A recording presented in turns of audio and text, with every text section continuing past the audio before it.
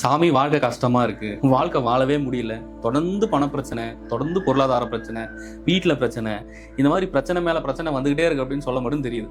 நீங்க எல்லாருமே பண்ற மிகப்பெரிய தப்பு என்னன்னா, உங்களுடைய மனசை பத்தி உங்களுக்கு தெரியல. இதுதான் மிகப்பெரிய பிரச்சனையே. மனசு எப்படி தெரியுமா? கிட்டத்தட்ட ஒரு 1000 கால் குதிரை மாதிரின்னு வச்சுக்கோங்களேன்.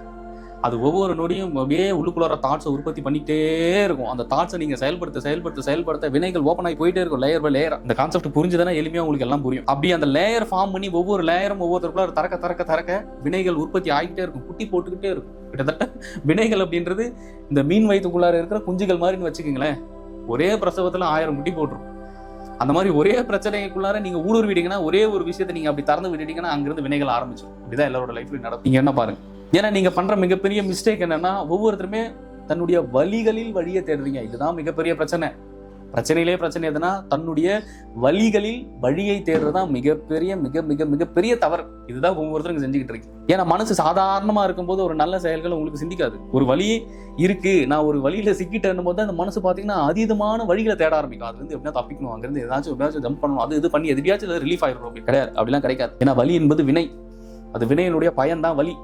அந்த வினையில இருந்துட்டு நீ வழியை தேடினா வழியெல்லாம் கிடைக்காது. ஒண்ணு அதை அனுபவிச்சு முடிச்சிருக்கு, இல்லைன்னா இங்கிருந்து ஆரம்பிச்சு போற அந்த வினையை இங்கேயே முடிக்கிறதுக்கு பழகிக்கும். அதான் யோகம், அதான் தியானம். அப்படி ஒவ்வொருவருமே பிரம்மயோகம் போன்ற ஒரு உயரக பயிற்சிகள் உங்க லைஃப்ல நீங்க அப்ளை பண்ணிட்டு நீங்க பயிற்சி பண்ண எளிமையா நீங்க உங்க சுத்தி இருக்கக்கூடிய எந்த சூழலா இருக்கட்டும், எந்த பிரச்சனைகளா இருக்கட்டும், எளிமையா அது சரியாயிடும். ஏன்னா வினை அங்க ஆரம்பிக்கல, இங்கிருந்து ஆரம்பிக்குது. நீ ஒரு சொல் பேசுறீங்கன்னா அது வினை, நீங்க ஒருத்தர் பாட்டால் அது வினை. அப்போ ஒவ்வொரு விஷயத்திலும் ஒவ்வொரு செயல்களிலும் ஒவ்வொன்றும் ஒவ்வொரு நாட்டையும் அவுத்து விட்டுக்கிட்டே இருக்கும். இதுதாங்க உலகத்தோட வேலை, இதுதான் மாயையோட வேலை. அப்போ வினைகளற்ற வாழ்க்கைக்குள்ளார ஒவ்வொருவரும் போனோம்னா தன்னுடைய மனதை எப்போதுமே சிவதாண்டவத்திலேயே வைத்திருக்க வேண்டும். எப்பவுமே சிற்சபையிலேயே தன்னுடைய கவனத்தை வைத்திருக்க வேண்டும். ஆனா இங்க சிற்சபைனா என்னன்னே தெரியல. அதான் மிகப்பெரிய பிரச்சனை.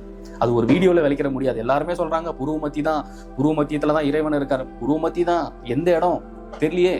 அப்ப எங்கிருந்து நீ இந்த வினைகளுக்கு உண்டான இந்த தாட் ப்ராசஸ்ல இருந்து முழுமையா நீங்க வெளியே வர முடியாது. திங்க் பண்ணுங்களேன், எளிமையா திங்க் பண்ணுங்களேன், உனக்கு புரியும். நான் சொல்றது கொஞ்சம் மூளையை கசக்குனீங்கன்னா புரிய ஆரம்பிக்கும். அப்போ இதுக்கெல்லாம் ஒரு க்ளோஸ் வேணும். அதாவது ஒரு பிரச்சனை இங்க ஆரம்பிக்குதுன்னா அதை மூடணும். அதுக்கு மூடுறதுக்கு உண்டான வழி என்ன அப்படின்றது ஆராயும். அப்ப எல்லா கர்மா கதவினுடைய கேட்ஸையும் நீங்க திறந்து விட்டுட்டு, உங்களுடைய தந்தை கிட்ட கர்மா கேட் ஓப்பன் ஆயிடுச்சு, தாய் கிட்ட கர்மா கேட் ஓப்பன் ஆயிடுச்சு, உங்களுடைய மனைவி கிட்ட, நண்பர்கள் கிட்ட, சுத்தி இருக்கிற எல்லாருக்கிட்டையும் கேட்ஸ் ஓப்பன் ஆயிடுச்சு அப்படின்னா அங்க என்ன வினைகள் தான் நடந்துகிட்டு இருக்கும். அப்ப எல்லா பக்கமும் சுத்தி உனக்கு உண்டான வினைகளை நீயே தான் திறந்து விட்டுக்கிற. அப்ப அந்த வினைகளை திறந்து விடுற யாருன்னா யாரும் கிடையாது, உங்களுடைய மனசு தான். அந்த மனசு பின்னாடி நீங்க ஓடுறதா உங்களுடைய வினைகளை திறந்து விடுறதுக்கான முக்கிய காரணம். சோ நான் என்ன சொல்ல வரேன்னா, மனசை நீங்க அது போக்குக்கு நீங்க விட்டீங்கன்னா, மனசு தன்னுடைய கட்டுக்கோப்புல இல்லை அப்படின்னா மனசு இங்க பல விதமா ஊடுருவ ஆரம்பிச்சு பிரபஞ்சத்தை. ஏன்னா உலகம் ரொம்ப பெருசு, அண்டம் ரொம்ப பெருசு. அப்படியே உங்களுடைய மனம் ஒவ்வொரு விஷயத்திலுமே இங்க ஊடுருவ ஆரம்பிச்சிருச்சனால கம்ப்ளீட்டா முழுக்க அது செயல்களுடைய வினைகள்ல போயிடுச்சுன்னா, அது செயல்களுடைய வினைகளை அனுபவிக்கும் பொழுது எங்கிருந்து உங்களுக்கு உண்டான வழி கிடைக்கும்?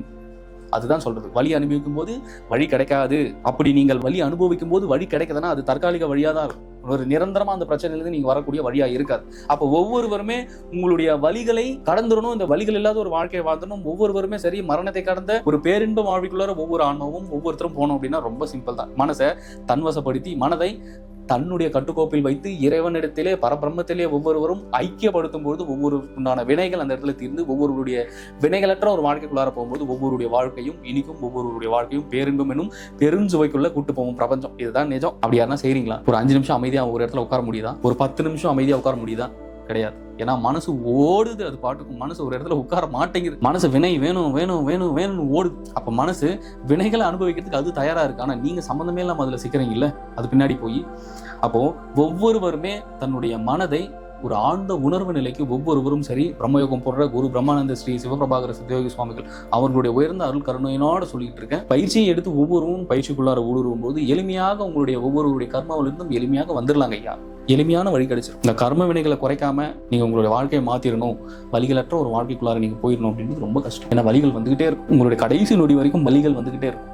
அப்போ வழியற்று நீங்க இருக்கணும்னா பயிற்சிகளில் ஈடுபட்டாதான் முடியும். அப்படி இல்லைன்னா ஒரு 4 உயிர்களுக்கு 4 தான தர்மமோ, ஒரு 4 உயிர்கள் பயன்படும் வகையில் ஏதாச்சும் ஒரு செயல்களை ஒவ்வொரு ஆன்மாவும் இங்க கடைபிடிக்கும் போது அதை செய்யும் பொழுது எளிமையாக வினைகளுக்குள்ளார இருந்து வெளியே வந்துடலாம். இவ்வழியை தான் பிரம்மயோகம் ஒவ்வொரு ஆன்மாவிற்கும் காண்பித்துக் கொண்டிருக்கும். குருவினுடைய பேரருளும் பேராற்றலோடும்